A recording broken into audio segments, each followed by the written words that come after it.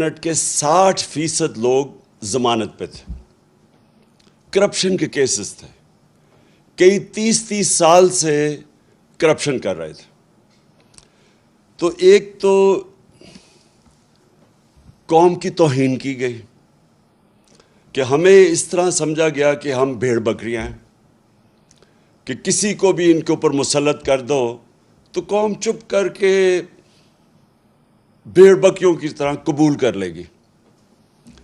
اور اس کے بعد صرف یہی نہیں کہ ہماری گورنمنٹ ہٹائی گئی، بلکہ اس کے بعد پورا ایک پروگرام بنایا گیا کہ کسی نہ کسی طرح دبایا جائے کہ اس کے بعد اٹھ ہی نہ سکے ہماری جماعت۔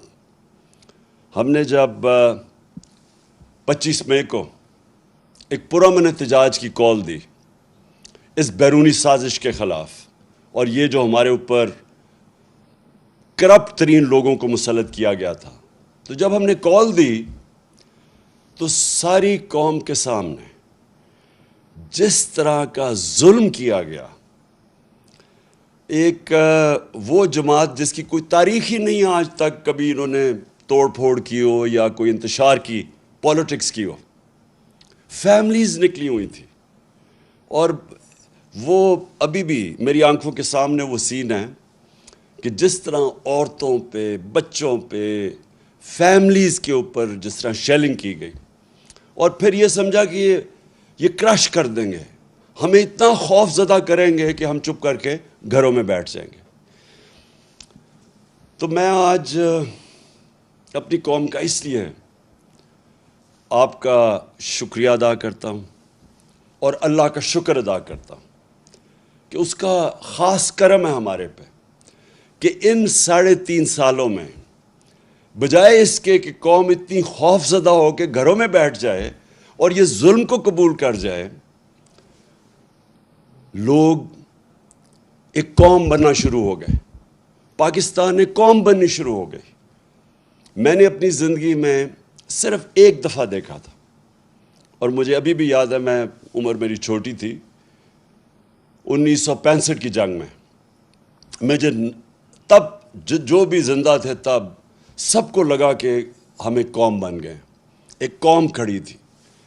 تو یہ میں نے پہلی دفعہ اس کے بعد اپنی ملک کو ایک قوم بنتے دیکھا ہے۔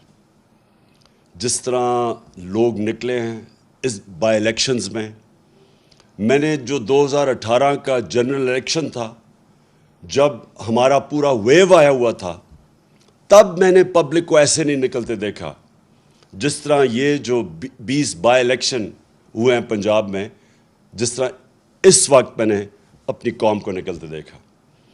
اور ہر چیز کے باوجود میں اس لیے بھی آپ کو آج مبارک دیتا ہوں، اللہ کا شکر ادا کرتا ہوں، اپنی قوم کا شکریہ ادا کرتا ہوں کہ ہر حربہ استعمال کیا گیا ہمیں ہرانے کا۔ پہلے تو ایک غیر آئینی طور پہ اس کو حمزہ کو بٹھا دیا گیا پنجاب کا وزیر اعلیٰ، اس کی کوئی آئینی حیثیت نہیں تھی، اور اس کو سپریم کورٹ نے کہا کہ تم نے کوئی بھی اسٹیٹ مشینری، ایڈمنسٹریشن، پولیس کو بالکل استعمال نہیں کرنا یہ الیکشن کو متاثر کرنے کے لیے۔ اس نے ہر چیز استعمال کی، اس نے ایڈمنسٹریشن استعمال کی، ہمارے اوپر پورا، یعنی کوئی کسر نہیں چھوڑی کہ انہوں نے الیکشن کو متاثر کرنے کے لیے۔ اور جو سب سے شرمناک رول تھا وہ پاکستان کی الیکشن کمیشن کا تھا۔ الیکشن کمیشن نے پورا مل کے نون لیگ کے ساتھ یا حمزہ کے ساتھ پورا مل کے انہوں نے ہمیں الیکشن ہرانے کی کوشش کی۔ تو یہ ایک معجزہ ہے کہ اس سب چیز کے باوجود صرف کیونکہ ایک زندہ قوم کھڑی تھی، ایک زندہ قوم نظر آئی، جس طرح لوگوں نے پولنگ بوتھس پہ گئے، ہمارے کئی جگہ پولنگ ایجنٹس نہیں تھے، اس کے باوجود جس طرح الیکشن لڑا گیا، میں آپ سب کو سلام پیش کرتا ہوں۔ اور یہ اب جو آپ دیکھ رہے ہیں، یہ ایک نئی تاریخ بن رہی ہے پاکستان کی۔ لیکن اس سے پہلے ہوا کیا اس سازش سے؟ میں اپنے جلسوں میں بھی کہہ بیٹھا ہوں، لیکن میں آپ کو بار بار یہ چیز دہرانا چاہتا ہوں کہ ہمارے ملک سے ہوا کیا کہ ایک ملک جو ترقی کر رہا تھا، جو سارے پاکستان کے جو معیشت کے جو انڈیکیٹرز ہوتے ہیں، یعنی جو اکنامک انڈیکیٹرز ہوتے ہیں، وہ سارے صحیح راستے پہ جا رہے تھے. پاکستان کی اکنامک سروے جو اس حکومت کی سروے جو نکلتی ہے، انہوں نے جو جون میں اکنامک سروے نکالی، اس کے مطابق پاکستان 6% اپنی اس کی جو معیشت تھی گرو کر رہی تھی. یعنی ہماری دولت کے اندر 6% اضافہ ہو رہا تھا، اور اس سے پچھلے سال 5.6% پہ اضافہ ہوا. یہ 2 سال جو تھے، 17 سال کے بعد پاکستان نے 2 سالوں میں اس طرح کی ترقی کی، 17 سالوں کے بعد. اور وہ کب پہلے تھا؟ جنرل مشرف کے دور میں. تب کیوں ترقی ہوئی؟ کیونکہ ہم امریکہ کی جنگ لڑ رہے تھے، اور جب ہم امریکہ کی جنگ لڑ رہے تھے تو ڈالرز آ رہے تھے باہر سے. وہ ہم اپنی وجہ سے نہیں، باہر سے پیسہ آ رہا تھا، جس کی وجہ سے پاکستان نے ترقی کی. یہ 17 سال کے بعد اس طرح کی ترقی ہوئی. ہماری زراعت 4.4% پہ اوپر آئیں. 4 ہماری جو فصلیں تھیں ان کی بمپر کراپ یعنی ریکارڈ پیداوار ہوئی 2 سال. جو فیوچر ہے پاکستان کا ٹیکنالوجی کا، ہم نے جو اپنی ٹیکنالوجی کی جو سیکٹر کی مدد کی، 2 سالوں کے اندر 75% ہماری آئی ٹی کی ایکسپورٹس بڑھی. اور ہم جو باقی ہمارے پلانز ابھی آگے تھے، ٹیکنالوجی زونز کو جو ابھی ڈیولپ کر رہے تھے، باہر سے انویسٹمنٹ آ رہی تھی، وہ بیچ میں رہ گئی. لیکن ٹیکنالوجی کی طرف ہم پورے اپنی، کیونکہ نوجوان آبادی ہماری، یہ فیوچر ہے، اس کے اوپر بھی، اس راستے پہ بھی نکل گئے تھے.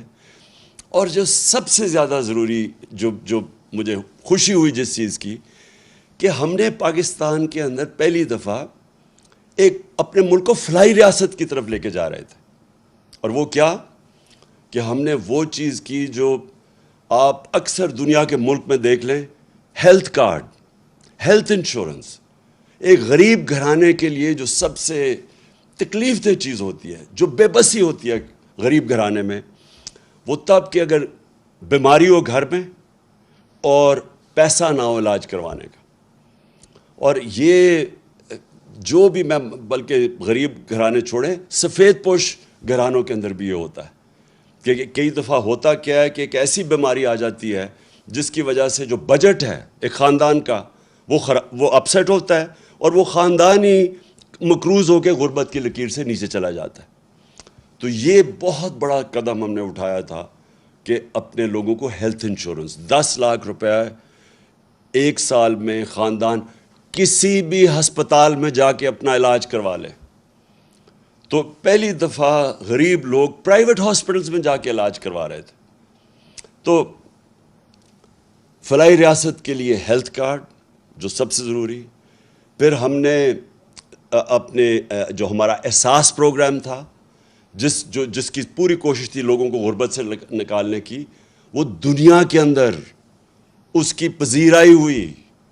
ورلڈ بینک نے اس کو دنیا میں جب جو کرونا کے دور میں 4تھا پروگرام دیکھا جو سب سے کامیاب غربت کم کرنے والا پروگرام تھا، پاورٹی ایلیویشن کا پروگرام، 4تھے نمبر پہ ورلڈ بینک نے.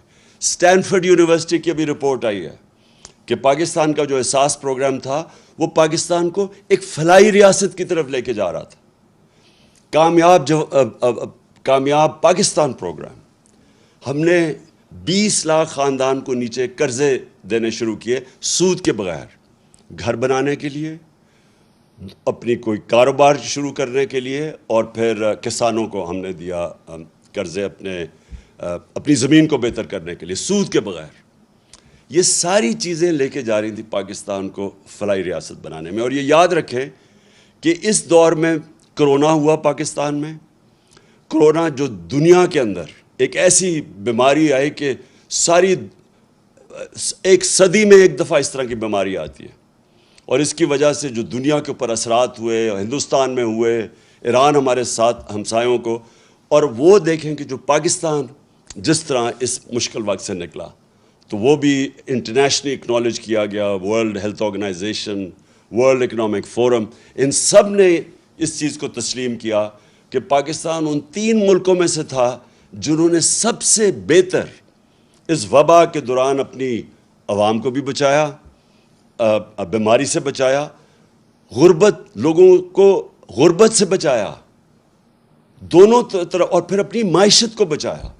تو ہم وہ نمبر 3 وہ ملکوں میں سے تھے جنہوں نے سب سے بہتر اس سے نکلے. تو جب پاکستان ادھر کھڑا تھا تب ہماری ٹانگیں کھینچی گئی, تب یہ سازش کی گئی. اور سازش کے بعد جو آج پاکستان کے حالات ہیں, 3.5 مہینے ہو چکے ہیں.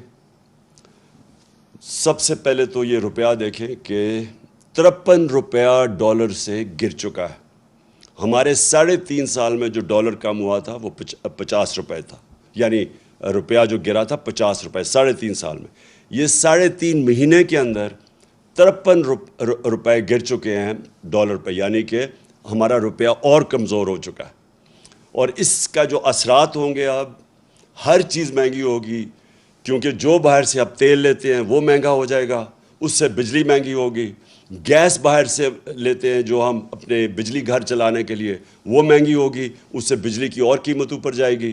اور پھر کوئلہ وہ مہنگا ہو جائے گا, تو اس سے ایک اور مہنگائی کی لہر آنے والی ہے. تو یہ سوال یہ ہے کہ جب ایک ملک ٹھیک چل رہا تھا, یہ کیوں اجازت دی گئی سازش کی؟ اور میں یہاں اپنے وہ ان طاقتوں سے پوچھنا چاہتا ہوں جو روک سکتی تھیں اس کو, اور میں نے ان کو یہ آگاہ کیا کہ اگر اس وقت یہ سازش کامیاب ہوئی تو جو سیاسی بحران ہوگا, اس کی وجہ سے جو معاشی بحران آئے گا, یہ حکومت نہیں اس کا سامنا کر سکے گی. کیونکہ انہوں نے تو جب بھی یہ حکومت میں آئے ہیں, انہوں نے تو کبھی بھی معیشت ٹھیک نہیں کی. یہ یاد رکھیں, ڈاکٹر عشرت حسین کی کتاب ہے کہ 90 کی دہائی سے پہلے پاکستان ہندوستان سے بھی آگے تھا اور بنگلہ دیش سے بھی آگے تھا. جب سے یہ 2 خاندان آئے ہیں, ہم ان دونوں سے, ہندوستان سے پیچھے رہ گئے, بنگلہ دیش سے بھی پیچھے رہ گئے. تو ان کی وجہ سے تو ملک نیچے گیا ہے. اس لیے میں نے پوری کوشش کی بتانے کی بھی کہ ان سے نہیں سنبھالا جائے گا, اور آج اب ساری قوم کے سامنے ہے جو پاکستان کے حالات ہیں, اور ان سے نہیں سنبھالے جائیں گے. جدھر آج کھڑے ہیں, ہم سب کو یہ خوف ہے کہ یہ اب مزید, اور یہ ہے کہ الیکشن کمیشن نے ہمارے خلاف غلط فیصلہ کیا تھا. انہوں نے باعث تھا, جانبدار تھے, انہوں نے جو فیصلہ کیا تھا وہ ایمانداری سے نہیں کیا تھا. اس لیے ہمیں کوئی اس کے اوپر اعتماد نہیں. اور مجھے جو سب سے زیادہ یہ الیکشن کمیشن کے اوپر اعتراض ہے کہ جب ہم نے کوشش کی پوری کہ الیکٹرانک ووٹنگ مشین لائی جائیں, تو اس نے پوری اس کی مخالفت کی. تو ہندوستان میں بھی الیکٹرانک ووٹنگ مشینز ہیں, ایران میں بھی الیکٹرانک ووٹنگ مشینز ہیں, اور جو 2015 کے اندر جوڈیشل کمیشن بنی تھی دھاندلی کے اوپر, جسٹس سیف الملک یا ناصر الملک کے نیچے جو بنی تھی, جسٹس ناصر الملک کے نیچے, تو اس کے اندر ایک ہی چیز سامنے آئی تھی کہ جو ساری دھاندلی ہوتی ہے وہ ہوتی ہے جب الیکشن ختم ہوتی ہے اور اس کے بعد جب رزلٹ اناؤنس ہوتا ہے. تو جب آپ کے پاس الیکٹرانک ووٹنگ مشین آ جائے تو جیسے الیکشن ختم ہوتا ہے رزلٹ آ جاتا ہے, تو وہ ساری دھاندلی ختم ہو جاتی ہے. اور یہی وہ جو این جی او وہ جو کام کرتا ہے الیکشنز کے اوپر, پٹن, اس کی رپورٹ کے مطابق 163 طریقے ہیں دھاندلی کے, ان میں سے 130 ختم ہو جاتے ہیں الیکٹرانک ووٹنگ مشین سے. لیکن یہ الیکشن کمیشن نے پوری سازش کی, سیبوٹاج کیا, اور اس نے نہیں ہونے دی الیکٹرانک ووٹنگ مشینز. لہٰذا میری نمبر 1 ڈیمانڈ یہ ہے کہ اگر آگے اب ہم نے نکلنا ہے تو سب سے پہلی چیز تو ہمیں ایک کریڈیبل الیکشن کمیشن چاہیے. نمبر 2, دیکھیں مشکل ہے, حالات ہمارے اس وقت مشکل ہیں, اور جس طرح جتنی دیر یہ گورنمنٹ رہے گی مزید اور مشکلیں بڑھتی جائیں گی. اور اس میں سے نکلنے کے لیے صرف اگر ہمیں قوم بنے، قوم ہی نکل سکتی ہے۔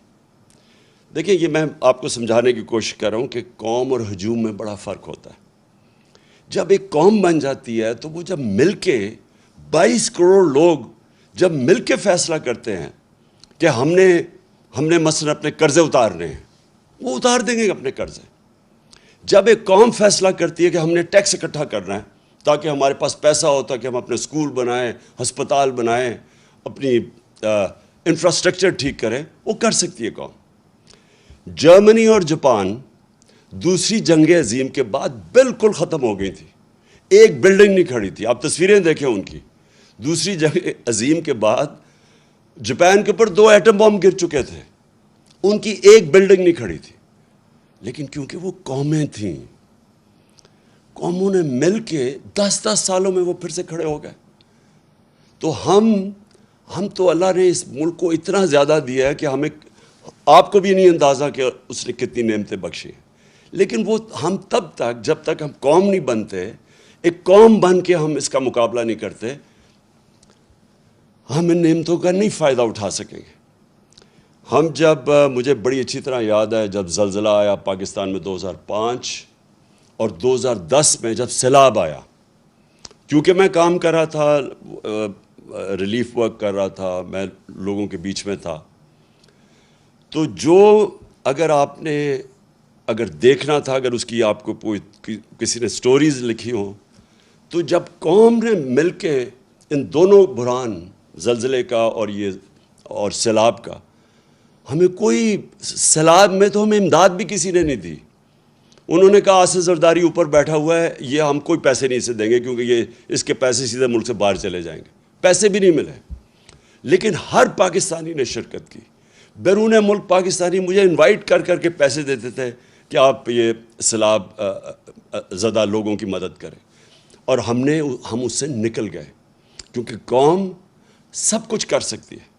تو ابھی بھی جو اب سامنے ہمارے راستہ ہے، اس میں باحیثیت ہم قوم مقابلہ کر سکتے ہیں۔ اور جو سب سے پہلے میرا جو پلان بنا ہوا ہے کہ اگر ہمیں حکومت ملتی ہے تو ہم کیا کریں گے، میں سب سے پہلے اپنے بیرون ملک پاکستانیوں کو موبلائز کروں گا۔ دیکھیں میرے پاکستانیوں، ایک چیز سمجھیں، ہمیں اندازہ ہی نہیں ہے کہ ہمارا کتنا بڑا اثاثہ ہے بیرون ملک پاکستانی۔ ہم نے آتے ساتھ ہی ان کی تھوڑی سی مدد کی کہ یہ جو پیسے بھیجتے ہیں، ریمیٹنسز بھیجتے ہیں، جو ہمارے لوگ باہر کام کرتے ہیں، ہم نے کوشش کی کہ بینک کے تھرو بھیجیں۔ پاکستان کی تاریخ میں سب سے زیادہ 31 ارب ڈالر کی ریمیٹنسز آئیں۔ ابھی ہم نے شروع ہی ہوئے تھے، ابھی ہم اور بھی ان کی مدد کر رہے تھے۔ ہم نے روشن ڈیجیٹل اکاؤنٹ کھولا تھا، ہم نے ابھی ان کے لیے پوری ایک پلان بنایا ہوا تھا کہ کیسے ہم نے ہاؤسنگ کے اندر ان کی انویسٹمنٹ لے کے آنی ہے۔ جو سب سے بڑا میرا پلان تھا، اور مجھے سب سے افسوس ہے کہ پہلا پلان سیبوٹاج کیا یہ آصف زرداری کی سندھ حکومت نے۔ ہم نے ایک بنڈل آئلینڈ ہے، اس کے اوپر ایک پورا ایک نیا شہر بنا رہے تھے، ماڈرن سٹی، اور بڑے بڑے انویسٹرز آ گئے جنہوں نے اربوں ڈالر اس میں انویسٹ کرنا تھا۔ تو اس سے ہونا کیا تھا کہ اس سے ایک تو کراچی جو پھیلتا جا رہا ہے اور جو مشکل، پانی بھی نہیں دے سکتے، سیوریج بھی نہیں دے سکتے، یعنی کراچی کا حالات جو کھنڈر بنتا جا رہا ہے، جب ایک پورا ایک ماڈرن سٹی جس طرح دبئی ہے، کیا وجہ کہ ہم دبئی جیسا ایک جزیرے کے اوپر شہر نہیں بنا سکتے؟ تو وہ پورے انویسٹرز بھی آ گئے۔ سندھ حکومت نے سیبوٹاج کیا، انہوں نے کہا کہ نہیں، ہم این او سی دے کے واپس لے لیا، اس میں ڈالرز آنے تھے۔ دوسرا جو راوی سٹی ہے، راوی سٹی لاہور کو بچانے کے لیے پرانا پلان ہے کوئی 15-20 سال کا، اس کے لیے بھی لوگ آ گئے، انویسٹرز تیار، ابھی بھی انویسٹرز ہیں، پتہ نہیں ابھی وہ، کیونکہ جب سے ہماری حکومت گئی ہے مجھے نہیں پتہ، وہ بھی آ گئے۔ ایک عدالت نے 1 سال سٹے آرڈر دے دیا، آگے بڑھ نہیں رہا تھے ہمیں، تو رکاوٹیں تھیں، لیکن اگر دونوں جگہ پیسہ آ جاتا تو آج یہ جو ہمارا روپیہ گر رہا ہے، یہ روپیہ نہ گرتا، کیونکہ ہمارے پاس ڈالرز آ جانے تھے باہر سے۔ تو کہنے کا مقصد یہ کہ اس طرح کے اور ہمارے پلانز ہیں۔ جو بیرون ملک پاکستانی ہیں، وہ سب سے پہلے، اگر ہم ان کے لیے جو پیکیج میں تیار کر رہا ہوں، ہم جب ان سے جب پیسہ آئے گا تو جب تک ہماری ایکسپورٹس اوپر جاتی ہے، کیونکہ اس وقت ہماری امپورٹس زیادہ ہے، ایکسپورٹس کم ہے، اور ہماری ریکارڈ ہمارے دور میں سب سے زیادہ ایکسپورٹس ہوئے تھے، تو جب تک ہماری ایکسپورٹس امپورٹس کے ساتھ نہیں ملتی تب تک ہم بیرون ملک پاکستانیوں سے ڈالرز منگوا کے تو یہ پورا کریں گے، جو گیپ پورا کریں گے، تاکہ ہمارے روپے پہ پریشر نہ پڑے جو روپیہ گرتا جا رہا ہے۔ تو پہلی چیز تو میری یہ ہے کہ ہم نے اپنے بیرون ملک پاکستانیوں کو پوری طرح اس ملک کی جو ہم اس بحران سے نکالیں گے، پوری طرح ان کی ہم مدد لیں گے، اور ان کا جو اربوں ڈالر ان کے باہر پڑے ہیں، یہ محنت کش لوگ ہیں، ان کا انشاءاللہ پیسہ لے کے آئیں گے۔ یہ کبھی بھی پیسہ جو ابھی حکومت میں بیٹھے ہیں کبھی ان کو پیسہ نہیں دیں گے۔ کیوں نہیں وہ پیسہ دیں گے؟ ابھی ریمیٹنسز نیچے چلی گئی ہیں، کیوں نہیں دیں گے؟ کیونکہ ان کو کہتے ہیں پیسہ پاکستان لے کے آؤ، اور یہاں سے یہ اپنا پیسہ باہر نکال دیتے ہیں۔ یعنی یہ کس طرح کی لیڈرشپ ہے کہ خود اپنے ان کے اربوں ڈالر باہر پڑے ہوئے ہیں، اور دوسروں کو کہتے ہیں کہ پاکستان میں آ کے پیسہ انویسٹ کرو۔ کیوں بیرون ملک پاکستانیوں نے اتنے بڑے مظاہرے کیے ان کے خلاف؟ جب ہماری حکومت گرائی ہے، کبھی پاکستان کی ہماری تاریخ میں بیرون ملک پاکستانی اس طرح کبھی نکلے ہی نہیں باہر مظاہرہ کرتے ہوئے۔ کیوں وہ نکلے ہیں؟ کیونکہ ان کو پتہ ہے کہ ان کی اربوں ڈالرز کی پراپرٹیز باہر پڑی ہوئی ہیں، تو ان کو کہتے ہیں پاکستان پہ پیسہ انویسٹ کرو، یہاں سے پیسہ چوری کر کے باہر لے جاتے ہیں۔ تو ان کے ہوتے ہوئے کوئی باہر سے پیسہ نہیں آنے لگا، اس لیے یہ ہاتھ پھیلا کے پھرتے ہیں کبھی کسی ملک کے پاس، اور یہ واقعی اس قوم کے لیے شرمندگی ہے کہ ہمیں میرے دور میں جو مجھے سب سے شرمندہ ہونا پڑا کہ جب یہ خزانہ خالی چھوڑ کے چلے گئے تھے۔ آپ کو پتہ ہے سب سے بڑا خسارہ یہ چھوڑ کے گئے تھے، کرنٹ اکاؤنٹ ڈیفیسٹ جسے کہتے ہیں، 2018 میں۔ تو مجھے مجبوراً جانا پڑا اپنے دوست ملکوں کے پاس پیسہ لینے کے لیے، تو بڑا شرم آتی ہے، حالانکہ میں 30 سالوں سے شوکت خانم کے لیے پیسے اکٹھے کرتا ہوں، لیکن جب میں پاکستانیوں سے پیسے اکٹھے کرتا ہوں مجھے شرم نہیں آتی، کیونکہ پاکستانیوں کا ہاسپٹل ہے۔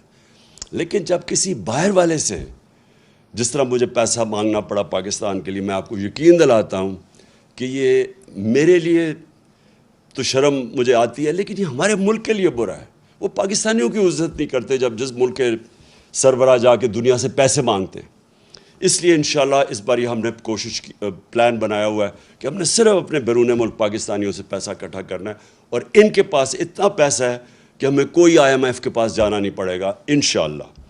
دوسری چیز دیکھیں، پاکستان کا جو سب سے بڑا مسئلہ ہے وہ ہے جس کو انگریزی میں کہتے ہیں رول آف لا، مطلب انصاف، مطلب قانون کی حکمرانی، مطلب کہ قانون کے سامنے سب ایک برابر۔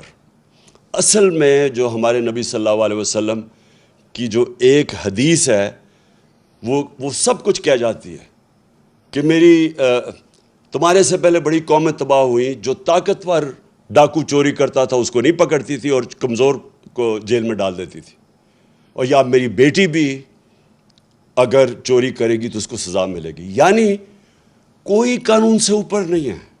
یہ سب سے بڑی جنگ ہے پاکستانی۔ میرے پاکستانیوں سمجھ جاؤ، یہ ہے اصل جہاد اس ملک کی۔ جب تک اس ملک میں ہم انصاف نہیں قائم کریں گے، جب تک کہ یہ طاقتور ڈاکو ملک میں دندناتے پھریں گے، اور جب بھی ان کو کوشش ہوگی ان کو قانون کے نیچے لانے کی، یہ بلیک میل کریں گے، دھمکیاں دیں گے۔ یہ انہوں نے کیا تماشا کیا کل ہماری سپریم کورٹ کے ساتھ؟ سپریم کورٹ ایک چھوٹا سا سوال پوچھ رہا تھا، چھوٹا سا سوال تھا کہ صرف یہ بتا دو کہ کہاں، اور سپریم کورٹ کی رولنگ کو وہ کی بات تھی، وہ سپریم کورٹ یہ کہہ رہا تھا ایک جگہ ہمیں بتا دو کہ کیا پارٹی ہیڈ فیصلہ کرتا ہے یا پارلیمنٹری ہیڈ فیصلہ کرتا ہے، بس یہ چاہتا۔ کیونکہ پارلیمنٹری ہیڈ نے فیصلہ کیا تھا اور پرویز الہی جیت گیا تھا، یہ کہہ رہے تھے کہ نہیں جی پارٹی ہیڈ جس کو انہوں نے آصف زرداری گیا اس کو شام کو مل کے، اور اس نے اس کو کہا کہ جی پارٹی ہیڈ نے دوسرا فیصلہ کر دیا۔ اب قانون کے اندر واضح سب کو ہے، کسی وکیل سے پوچھ لیں کہ کسی صورت یہ جو یہ کہہ رہے تھے وہ غلط تھا کہ پارٹی ہیڈ کا نہیں فیصلہ تھا، یعنی چودھری شہزاد کا فیصلہ نہیں تھا۔ کیا کیا انہوں نے نہیں کیا عدلیہ سے.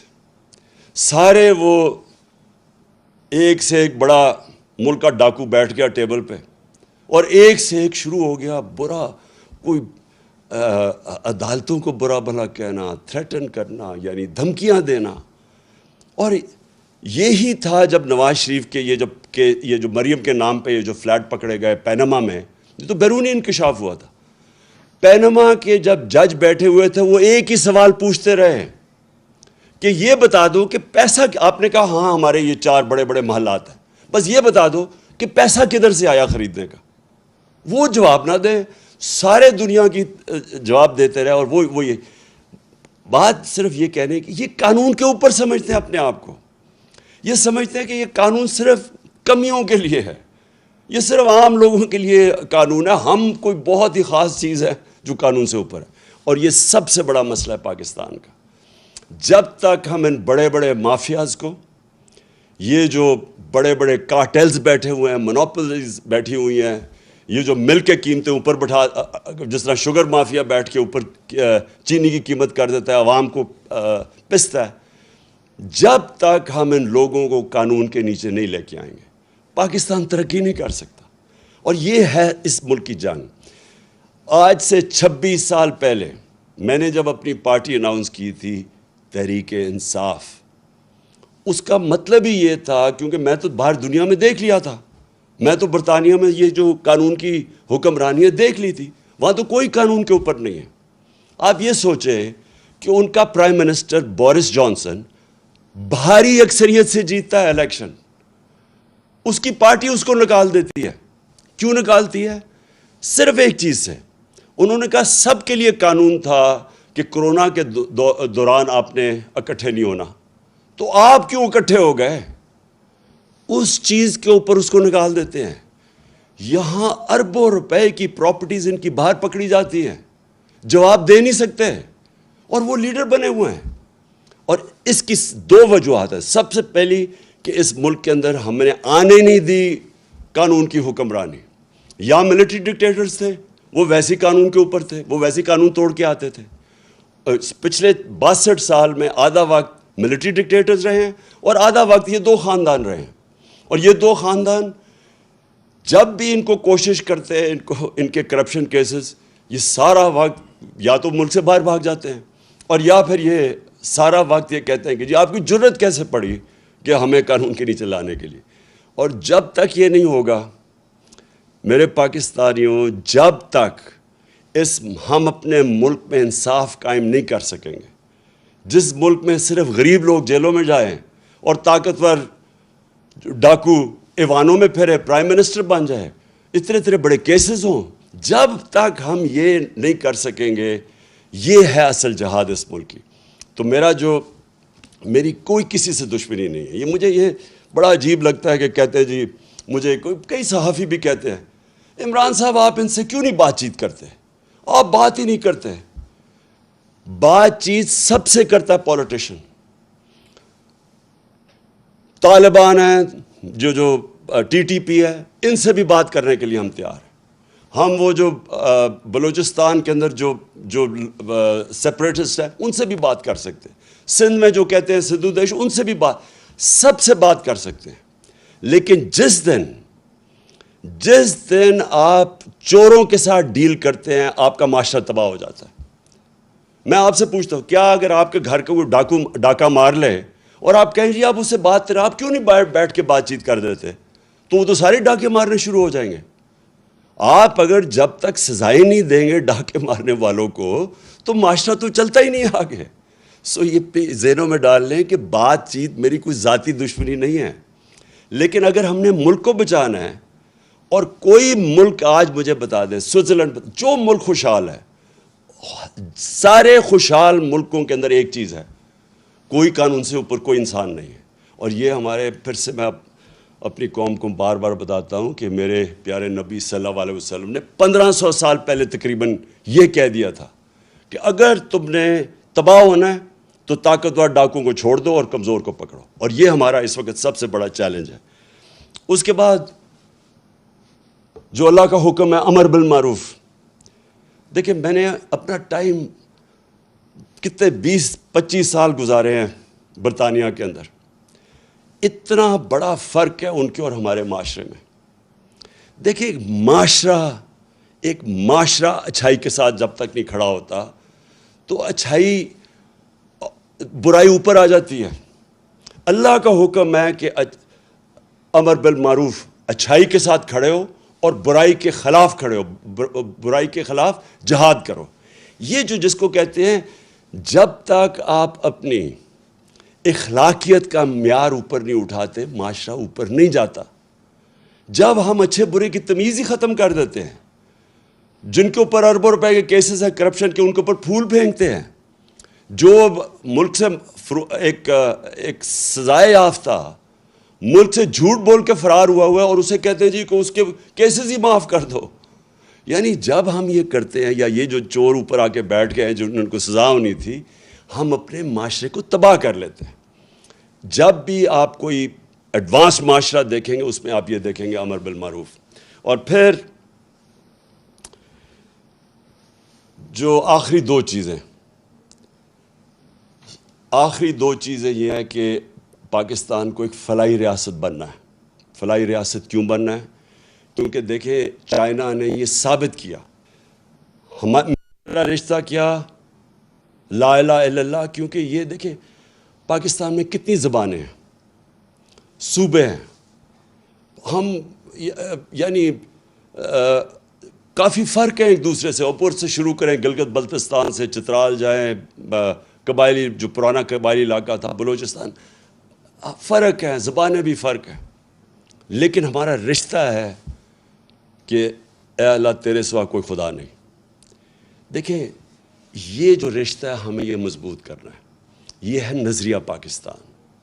اور نظریہ پاکستان جب لا الہ الا اللہ کا نعرہ لگا تھا تو وہ کیوں لگایا تھا؟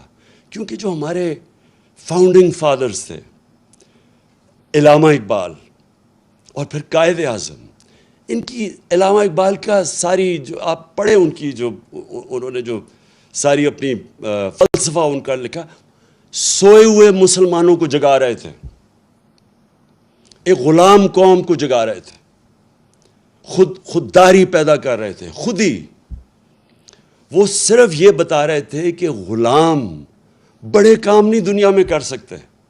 اللہ نے بہت بڑا انسان کا مقام بنایا ہوا ہے, لیکن اوپر انسان صرف تب جا سکتا ہے, اقبال کا شاہین صرف تب بن سکتا ہے جب وہ غلامی کی زنجیریں توڑے.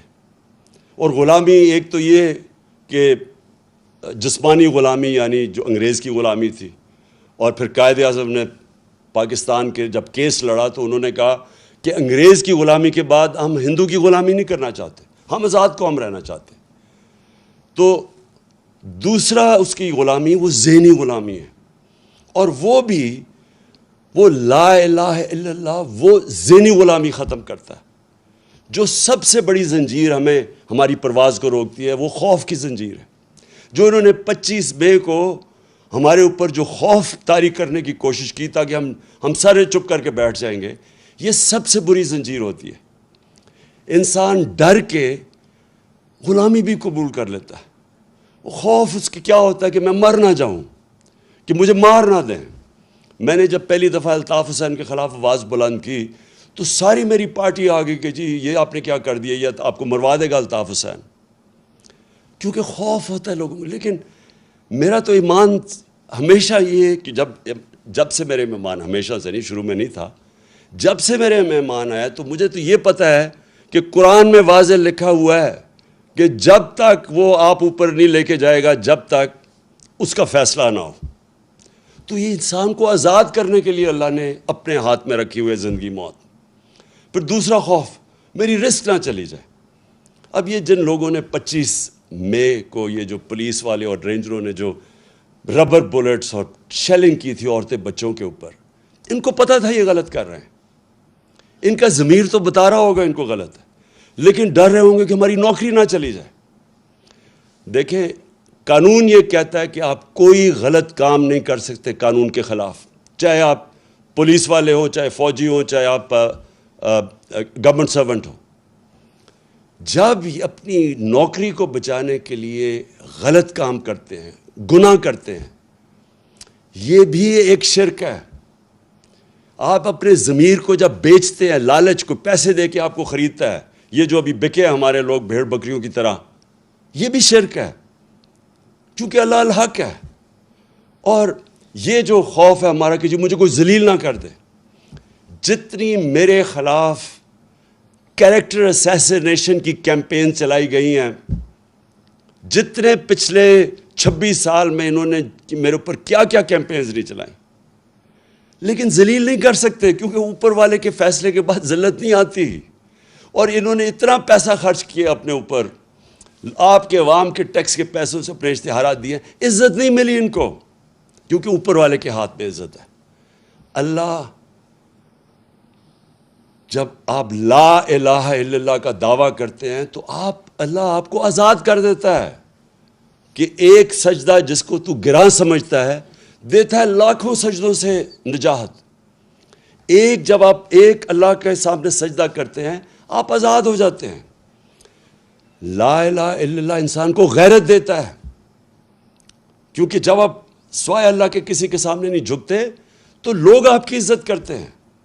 اور قوموں کا بھی یہی ہے کہ جب ایک دھمکی آئے امریکہ سے اور ایک دھمکی کے اوپر ہم ان کی جنگ میں شامل ہو جائیں اور اپنے 80,000 لوگوں کو قربان کر دیں امریکہ کے لیے، اور پھر برا بھلا بھی وہ ہمیں کہیں، اور ہم اپنا قبائلی علاقہ تباہ کر دیں ان کو خوش کرنے کے لیے، اور ہم 100 ارب ڈالر سے اوپر اپنے ملک کا نقصان کر دیں، اور ہمارے ملک میں 400 ڈرون اٹیک کریں، جس کی کوئی مثال ہی نہیں ہے کہ آپ جس ملک کی مدد کر رہے ہیں وہ آپ کے اوپر ہی ڈرون اٹیک کر رہا ہے، عورتیں بچے مار رہا ہے، اور کوئی بولے نہ خوف کی وجہ سے کہ وہ امریکہ سپر پاور ہے۔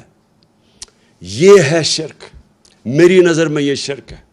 میں جب یہ جنگ چل رہی تھی میں مسلسل کہتا رہا کہ یہ غلط ہے۔ مجھے کہہ رہے تھے طالبان خان ہے اور ہر قسم کی میرے اوپر، بلکہ یہ اخباروں میں پڑھے مجھے انہوں نے کیا کیا کہا کہ دہشت گرد ہے اور یہ وہ ہے۔ دیکھیں، میں اپنی قوم کو سب کو کہنا چاہتا ہوں، ہم نے اپنے آپ کو ذلیل کیا ہے یہ شرک کر کے۔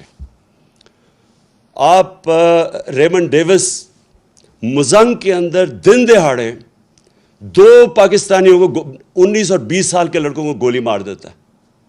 اس کی بیوی خودکشی کر لیتی ہے کہ مجھے یہ انصاف نہیں ملے گا کیونکہ امریکن نے گولی ماری ہے۔ آپ کو پتہ ہے کہ پاکستان کے انصاف کے نظام نے کیا کیا؟ اس کو پکڑ کے امریکنز کو واپس کر دیا اور وہ کھلا پھرا تھا۔ کیا پاکستانی وہاں یہ کرے تو کیا وہ معاف کریں گے؟ ہمارے ایمل کانسی نے امریکہ کے اندر 2-3 لوگ قتل کر دیے اور وہی پاکستان آ گیا۔ انہوں نے پاکستان آ کے ہمارے قانون کے یعنی ہماری عدالتوں کے بغیر یہاں سے آ کے اغوا کر کے لے گئے، اور ہم نے ان کی مدد کی اغوا کرنے کے لیے۔ اور امریکہ کے اندر جج پوچھتا ہے کہ آپ نے پاکستان سے اس کو اٹھا کے لے آئے، کیسے آئے؟ تو اس کا وکیل کہتا ہے کہ پاکستان ڈالر کے لیے اپنی ماں کو بھی بیچتے ہیں۔ یہ ہم نے ذلت اٹھائی ہے، یہ ہمارا قصور ہے، یہ امریکہ کا قصور نہیں ہے، کیونکہ ہم یہ خوف کے بت کی پوجا کرتے ہیں۔ میں کبھی یہ نہیں کہوں گا کہ ہم کسی قوم کی دشمنی لیں، میں یہ کبھی نہیں کہوں گا کہ ہم امریکہ کے ساتھ اپنے تعلقات بگاڑ دیں۔ ہمیں اچھے تعلقات ہمیشہ رکھنے چاہیے امریکہ سے۔ سب سے زیادہ ایکسپورٹ کرتے ہیں ہم امریکہ کو۔ ہماری جو سب سے طاقتور کمیونٹی ہے پاکستانی، وہ امریکن پاکستانی کمیونٹی ہے۔ لیکن غلامی، اس سے بہتر ہے انسان مر جائے کہ اگر آپ نے غلامی کرنی ہے۔ میں تو غلامی سے بہتر ہے کہ آپ کو مر جانا چاہیے۔ دیکھیں، ہمیں خوددار قوم بن کے رہنا ہے۔ ہمارے بڑوں نے جہاد کی تھی، جدوجہد کی تھی پاکستان کے لیے، اس لیے نہیں کی تھی کہ آج ہم ایسے بیکاریوں کی طرح پھریں کسی کے سامنے اور جھکیں کسی کے سامنے۔ تو میں آپ اپنی قوم کو یہ صرف کہنا چاہتا ہوں، دیکھیں، لا الہ الا اللہ کو سمجھیں، یہ ہماری قوم کو غیرت دے گا۔ ہم اپنے پیر پہ کھڑا ہونا سیکھیں۔ میں یہ جو آج آپ کے سامنے رکھ رہا ہوں، میں اس باری انشاءاللہ بیرون ملک پاکستانی ہوں، ان سے میں انشاءاللہ پیسہ اکٹھا کروں گا تاکہ ہمیں کسی اور کے پاس جا کے ہاتھ نہ پھیلانے پڑے۔ اور میں آپ کو ایک بات بتا دوں کہ ایک دفعہ ہم اپنے پیر پہ کھڑے ہو گئے اور سیدھے راستے پہ لگ گئے، ہم نے اپنے ملک میں یہ عدالتی نظام، قانون کا نظام ٹھیک کر دیا. یہ طاقتور ڈاکوؤں کو قانون کے نیچے لے آئے, مافیاز کو قانون کے نیچے لے آئے, اور اپنی عام لوگوں کی ہمارے میں احساس ہونا چاہیے کہ ان کو ہم اوپر اٹھائیں مشکل وقت میں. میں آج آپ کو کہہ رہا ہوں کہ یہ ملک, آپ کو کسی کو نہیں اندازہ کہ جتنی نعمتیں اللہ نے ہمیں بخشی ہیں, یہ کتنی تیزی سے ہمارا ملک اوپر جائے گا. میں آج آپ سب کا پھر سے آنے کا شکریہ ادا کرتا ہوں. میں آج آپ سب کو پھر سے خراج تحسین پیش کرتا ہوں کہ یہ ساری جو بیرونی سازش تھی, آپ نے قوم بن کے اس کو شکست دی. پاکستان پائندہ باد.